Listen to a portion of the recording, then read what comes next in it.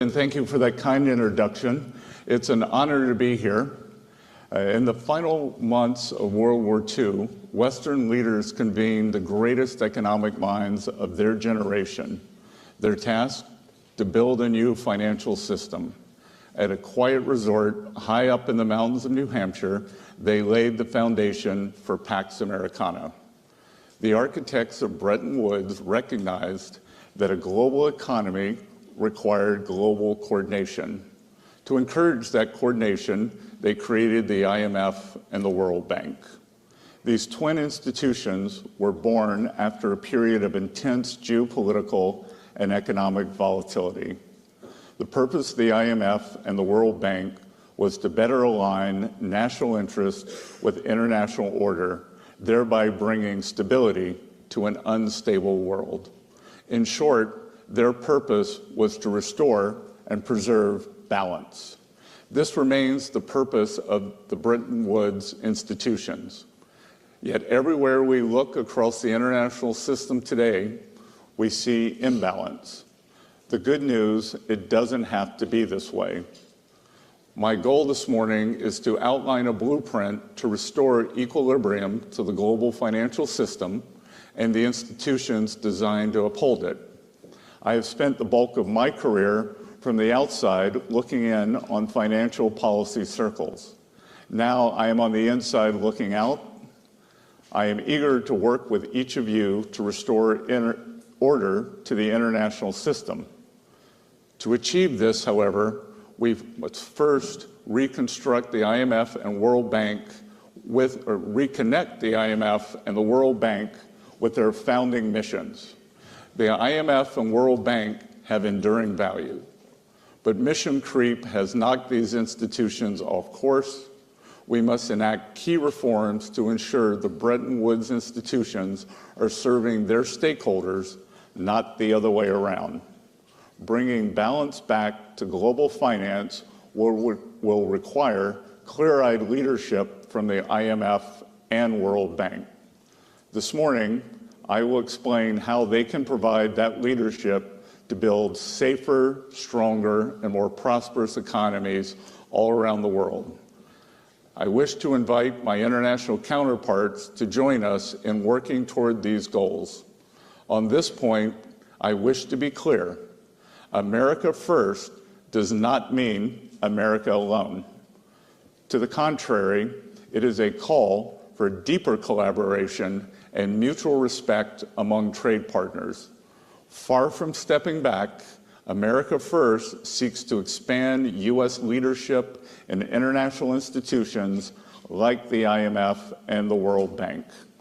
By embracing a stronger leadership role, America First seeks to restore fairness to the international economic system. Nowhere is the imbalance I mentioned earlier more obvious than in the world of trade. That's why the United States is taking action now to rebalance global commerce. For decades, successive administrations relied on faulty assumptions that our trading partners would implement policies that would drive a balanced global economy. Instead, we face the stark reality of large and persistent U.S. deficits as a result of an unfair trading system. Intentional policy choices by other countries have hollowed out America's manufacturing sector and undermined our critical supply chains, putting our national and economic security at risk. President Trump has taken strong actions to address these imbalances and the negative impacts they have on Americans. This status quo of large and persistent imbalances is not sustainable. It is not sustainable for the United States, and ultimately, it is not sustainable for other economies. Now, I know sustainability is a popular term around here, but I'm not talking about climate change or carbon footprints. I'm talking about economic and financial stability, the kind of sustainability that raises standards of living and keeps markets afloat.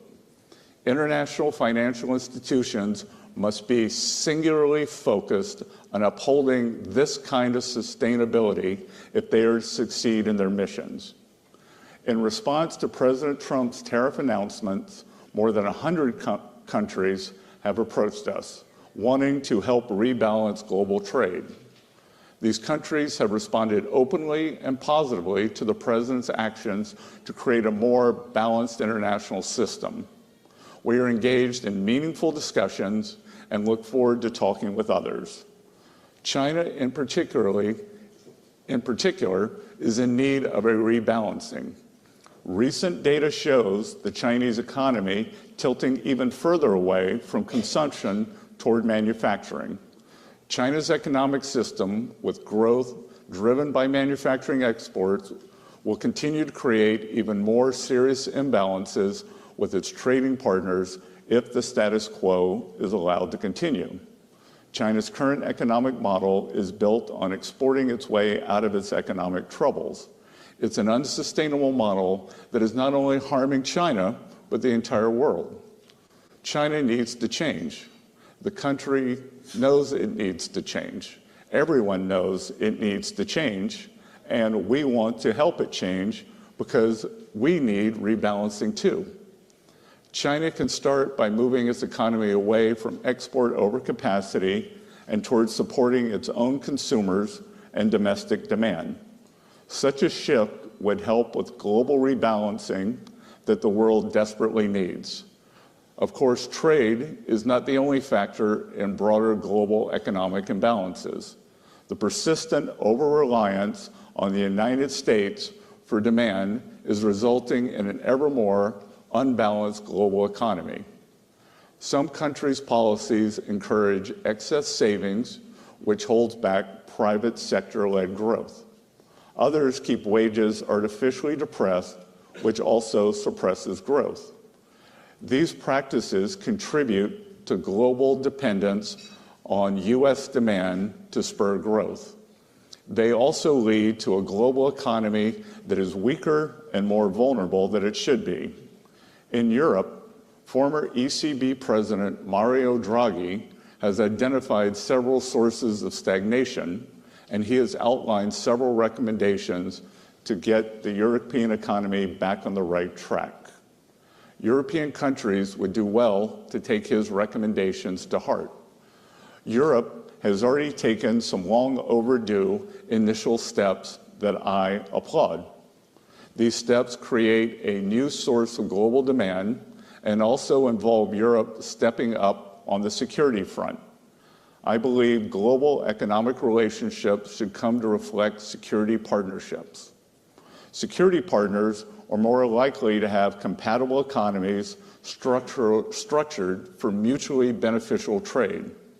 If the United States continues offering security guarantees and open markets, then our allies must step up with stronger commitments to shared defense.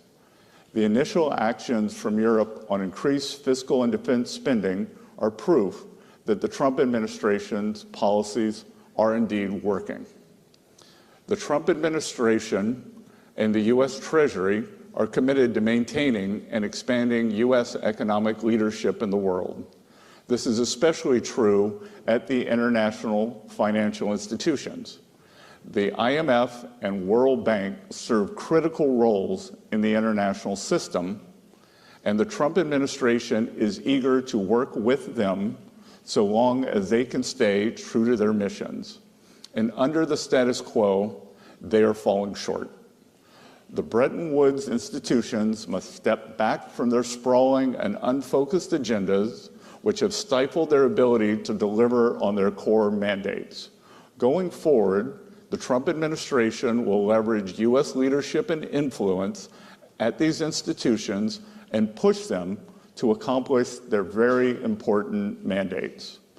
The United States will also demand that the management and staffs of these institutions be accountable for demonstrating real progress. I invite all of you to join us in working to refocus these institutions on their core missions. It is in our collective interest to do so. The IMF. First, we must make the IMF again. The IMF's mission is to promote international monetary cooperation facilitate the balanced growth of international trade, encourage economic growth, and discourage harmful policies like competitive exchange rate depreciation. These are crucially important functions to support the U.S. and global economies. Instead, the IMF has suffered from mission creep. The IMF was once unwavering in its mission of promoting global monetary cooperation and financial stability. Now it devotes disproportionate time and resources to work on climate change, gender, and social issues. These issues are not the IMF's mission. And the IMF's focus in these areas is crowding out its work on critical macroeconomic issues. The IMF must be a brutal truth teller and not just to some members. Today, the IMF has been whistling past the graveyard. Its 2024 external sector report was entitled Imbalances Receding. This Pollyannish outlook is symptomatic of an institution more dedicated to preserving the status quo than answering the hard questions. Here in the United States, we know we need to get our fiscal house in order. The last administration ran up the largest peacetime deficit in our nation's history. The current administration is committed to fixing this. We are open to critique, but we will not abide the IMF failing to critique the countries that most need it, principally surplus countries. In line with its core mandate, the IMF needs to call out countries like China that have pursued globally distorted policies and opaque currency practices for many decades. I also expect the IMF to call out unsustainable lending practices by certain creditor countries. The IMF should push more proactively official bilateral lenders to come to the table early to work with borrower countries to minimize periods of debt distress. The IMF must refocus its lending on addressing balance of payment problems, and its lending should be temporary. When done responsibly, IMF lending is at the very core of its contribution to the global economy. When markets fail, the IMF steps in and makes resources available. In exchange, countries implement economic reforms to resolve their balance of payments issues and support economic growth. The reforms undertaken during these programs are some of the IMF's most important contributions to a strong, sustainable, and balanced global economy. Argentina is a fitting example. I was in Argentina earlier this month to demonstrate the United States' support for the IMF efforts to help the country reset financially. Argentina deserves the IMF support because the country is making real progress toward meeting financial benchmarks, but not every country is so deserving. The IMF must hold countries accountable for implementing economic reforms, and sometimes the IMF needs to say no. The organization has no obligation to lend to countries that fail to implement reforms. Economic stability and growth should be the markers of the IMF's success, not how much money the institution lends out. World Bank. Like the IMF, the World Bank must be made fit for purpose again. The World Bank Group helps developing countries grow their economies, reduce poverty, increase private investment support, private sector job creation, and reduce dependence on foreign aid. It offers transparent and affordable long-term financing for countries to invest in their own development priorities. The bank, along with the fund, provides extensive technical support to promote debt sustainability among low-income countries, which empowers those countries to stand up to coercive and opaque lending terms from other creditors. These core functions of the World Bank complement the Trump administration's efforts to foster safer, stronger, and more prosperous economies in the United States and the world. But the bank, like the IMF, has strayed in certain respects from its initial mission. The bank should no longer expect blank checks for vapid, buzzword-centric marketing accompanied by half-hearted commitments to reform. As the bank returns to its core mission, it must use its resources as efficiently and effectively as possible, and it must do so in ways that demonstrate tangible values for all member countries. The bank can use its resources more efficiently now by focusing on increasing energy access. Business leaders the world over identify unreliable power supply as one of the primary impediments to investment. The World Bank and African Development Bank's Joint Mission 300 initiative to expand energy access to 300 million more people in Africa is a welcome effort. But the World Bank must respond to countries' energy priorities and needs and focus on dependable technologies that can sustain economic growth rather than seek to meet distortionary climate finance targets. We applaud the recent announcement that the World Bank will seek to remove prohibitions on support for nuclear energy, which could revolutionize energy supply for many emerging markets. We encourage the bank to go further in giving countries access to all technologies that can provide affordable baseload generation. The World Bank must be tech neutral and prioritize affordability in energy investment. In most cases, this means investing in gas and other fossil fuel-based energy production. In other cases, this may mean investing in renewable energy coupled with systems to help manage the intermittency of wind and solar. The history of humanity teaches a simple lesson. Energy abundance sparks economic abundance. That's why the bank should encourage an all-of-the-above approach to energy development. Such an approach will make World Bank financing more effective, and it will reconnect the bank to its core mission of economic growth and poverty alleviation. In addition to increasing energy access, the World Bank can use its resources more effectively by starting to apply its graduation policy. This would allow the bank to focus on lending to poorer, less creditworthy countries. This is where World Bank support makes the biggest difference for poverty and growth. Instead, the World Bank continues to lend every year to countries that have met the criteria to graduate from World Bank borrowing.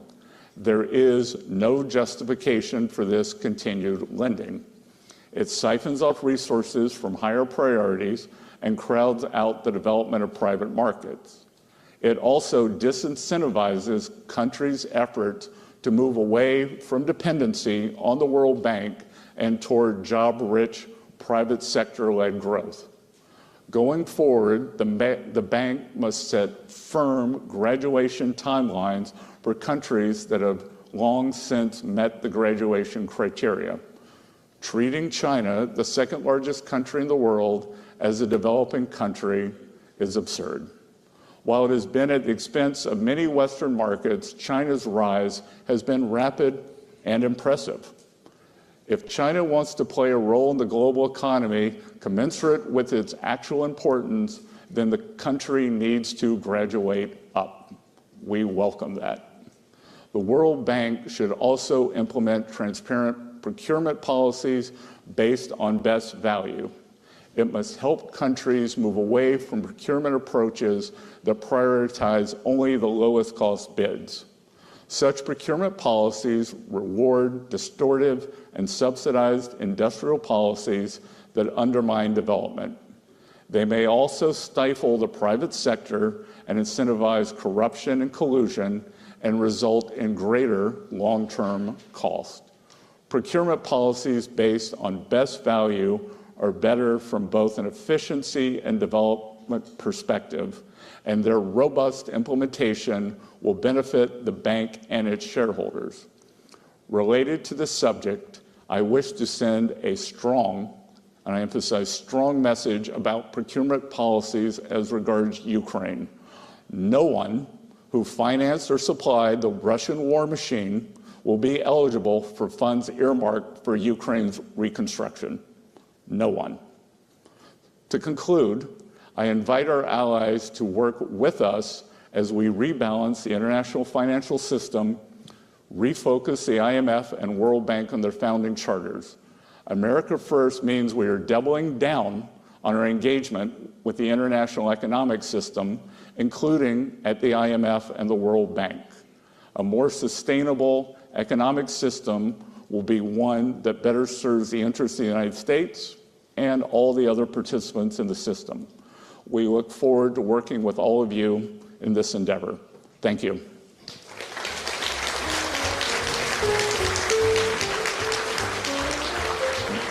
Good job. Thank you.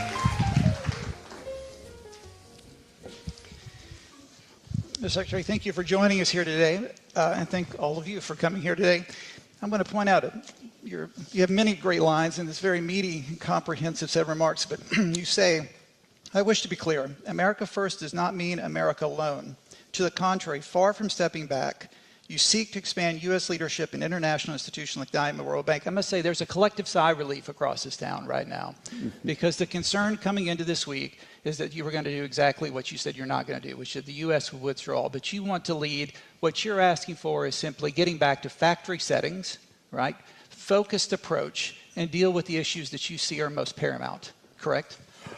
Correct. As I said in my confirmation hearings, I think U.S. engagement with the international financial and multilateral institutions, we should engage, and we should be in it to win it for the American people and for the rest of the countries and for the client countries. 20 years ago, a senior U.S. Treasury official gave a speech very similar to this, calling on the IMF and said the IMF was asleep at the wheel in dealing with imbalances. Hank Paulson started the Strategic Economic Dialogue with the Chinese. Every Treasury Secretary since then have had an approach. So how will you do this differently, and how do you think that you'll proceed in this approach? What is your philosophy? What is your tools, and how will you execute on this? Well, look, I think that our moves toward reordering the financial or trading system is a start. I think that today, as I reaffirm our engagement, but set up a list of core principles and back to basics for the institutions, and again, being from the private sector, we want to see results. And we want to see timelines that, as you and I were talking about backstage, global rebalancing has been a topic for more than 20 years. Long time. And it's, some countries may have a 100-year perspective. We don't. Right. China obviously is an important part of this administration's foreign and economic policy. You'll be meeting with your Chinese counterparts. What will you tell them in the sense of how they obviously are aware that there's huge imbalances, their manufacturing capacity is enormous, especially in things like automobiles. How will you help them understand that it's not just about talking, it's about executing? Well, look, I don't think I have to help them understand. I think they understand very well. And it's just a matter of impetus and will. So I believe I first went to Japan in 1990, 91, within 12 months of the peak of the bubble, a decade of that unwind, a decade of malaise. And then in 2012, I ran across a fellow, 2011, who was running for prime minister named Shinzo Abe, and he knew that Japan needed change and implemented it very quickly. 10 years later, more than 10 years later, Japan has had a remarkable economic run. And I think that our Chinese counterparts that will come to this realization And if some of our policies, sometimes it takes an external push. Right. Alternatively, what I have said previously, there is an opportunity for a big deal here, that the U.S. is looking to rebalance to more manufacturing. The identity of that would be less consumption. If China is serious on less dependence on export-led manufacturing growth and a rebalancing toward a domestic economy, I think they use the term dual circulation. Right. Well, right now it's really singular circulation. And if they want to rebalance, let's do it together. This is an incredible opportunity. And I think if Bridgewater founder Ray Dalio were to write something, he could call it a beautiful rebalancing. Indeed. But a big part of that will also be our own fiscal imbalance. And as you mentioned, we're running deficit 6% of GDP at the top of the cycle. Not sustainable, as you yourself have pointed out. How important is it to also address our fiscal imbalance as part of this larger rebalancing? Well, it's very important that I think most people in this room are trained economists, and everyone knows that a trade deficit emanates from three things.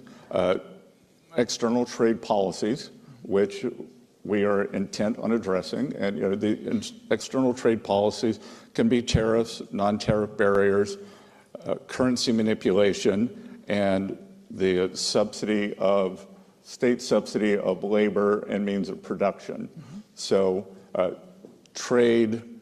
terms of trade or trade regulation is one. Two is our budget deficit. So the larger our deficit, the more it creates a demand suck, also pushes up the interest rates. And then three, the level of the dollar. We continue to have a strong dollar policy, and the dollar will adjust based on markets. Everyone asks me, well, what does a strong dollar mean? And to me, the strong dollar means having the policies in place to deserve capital flows and have confidence. But it doesn't mean that the price on the Bloomberg screen every day. And it also has different meanings in terms of bilateral the prices. So it's really three-pronged.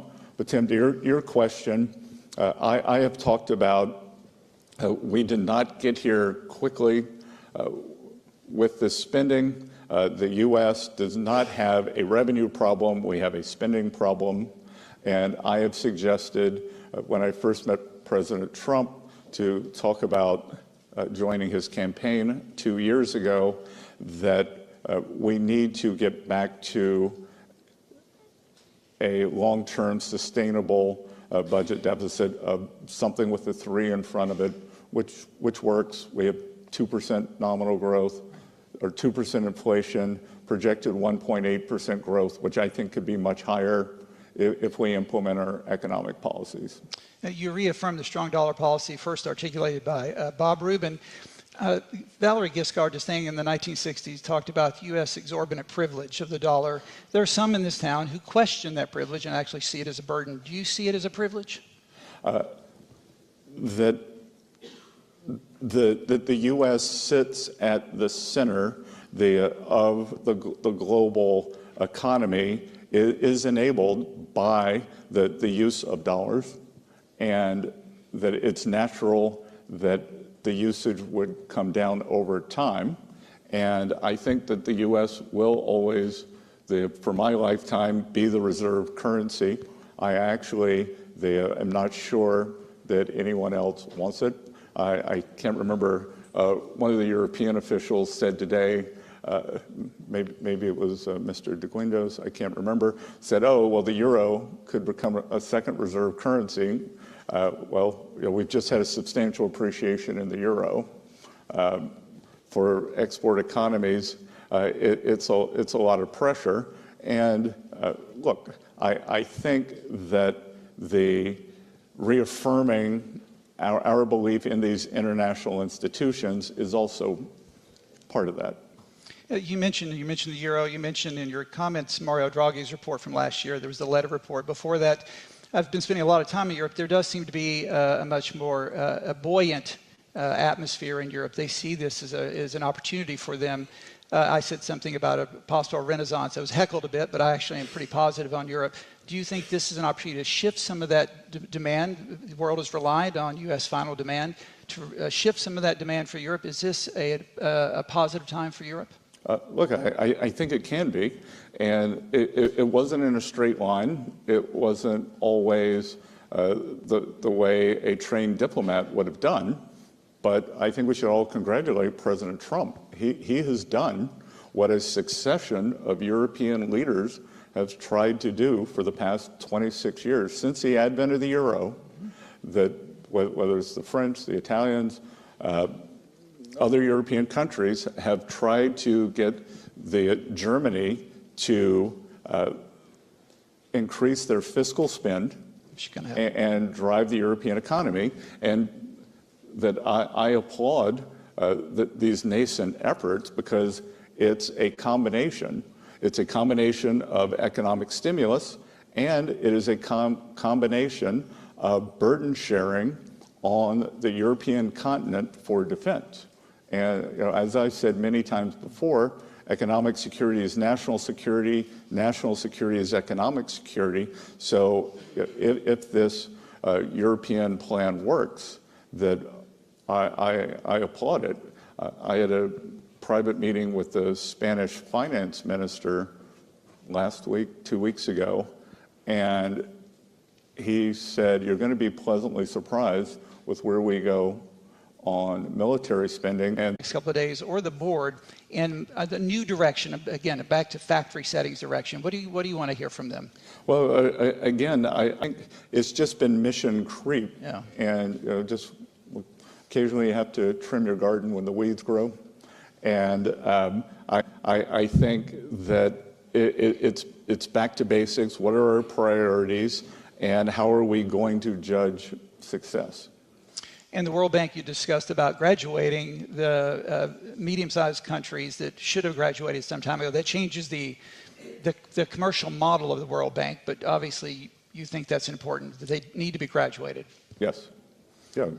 I mean, it's just, as President Trump says, it's common sense that you can't have the second largest economy in the world. And it's as I said in my speech, I applaud their rapid growth, but you don't get both. I have a teenager who sometimes wants to be treated like a child, sometimes wants to be treated like an adult. And I got one of those too. Yeah. And it's an adult economy.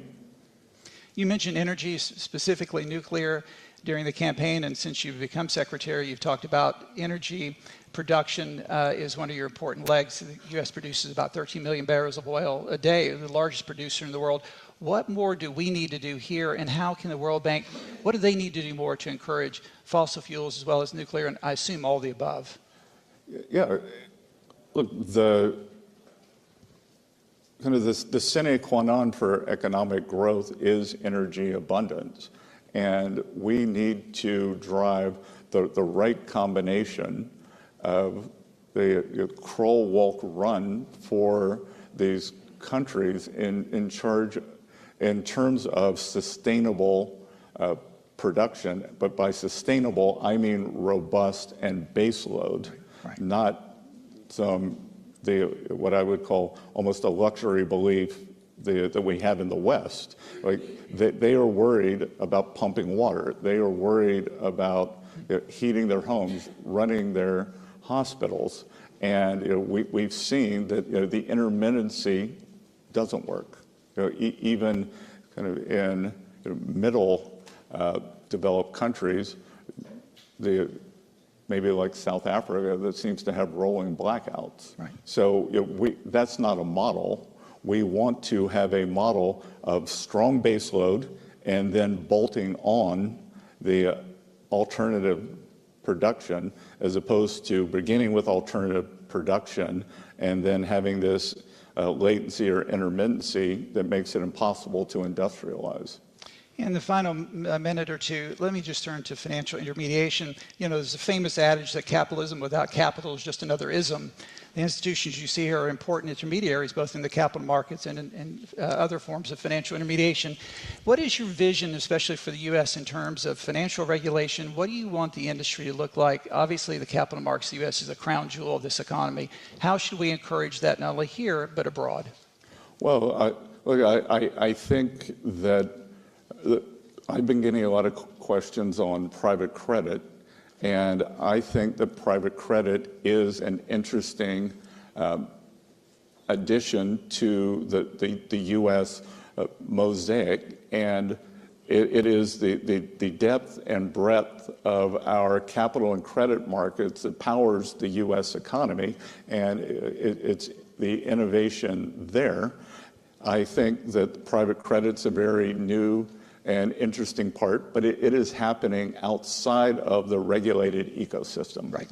And I always like to say, I'm not an economist, I'm an economic historian, and I think that is a distortion of the system, and it tells me that the post-2008 regulatory corset is too tight on the regulated institutions, and we want to deregulate them or make them more able to provide the opportunity to lend to the American economy and perhaps into the international economy in a smart, safe, and sound way. As we've seen, the history of financial crises is a overreaction on one side, and I think that we had a regulatory overreaction. I convened something in the U.S. called FSOC, the Financial Stability Oversight Council, which convenes the regulators, and I think through partnership with the 3 U.S. banking regulators, Federal Reserve, Controller of the Currency, and the FDIC, we can come up with a system that makes the regulated financial system prosper again. And what the U.S. has that is different than most other G7 countries is just the number of financial institutions. We don't have 5 big banks, 3 big banks. And in the U.S., the community and small banks, which are provide 70% of agricultural lending, 40% of small business lending, 40% of real estate lending. And in the U.S., we've had this incredible boom on Wall Street. I think Wall Street can continue doing well. But I think it's Main Street's turn to share in the prosperity. And I think it was the pullback by the small banks, the post the GFC, that's kind of created this stagnation on Main Street. And we're determined to fix that. Mr. Secretary, I always say Treasury is the sober voice of reason. What we've heard today from you is a sober voice of reason. We wish you all the best. Ladies and gentlemen, a round of applause for Treasury Secretary.